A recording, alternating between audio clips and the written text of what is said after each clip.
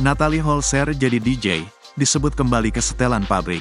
Natalie Holzer disebut kembali ke setelan pabrik setelah menggeluti profesi disc jockey, DJ. Kembali ke setelan pabrik, sahut netizen lainnya. Hal tersebut diketahui dalam unggahan terbarunya di Instagram. Unggahan tersebut berupa poster foto Natalie disertai kontak untuk menyewanya sebagai DJ. Natalie Holzer available for booking, begitu tulis poster-poster tersebut, Jumat, tanggal 24 Mei tahun 2024. Tentunya unggahan tersebut kembali menuai sorotan dari warganet. Kini, ia pun kembali mengundang perhatian menjadi DJ.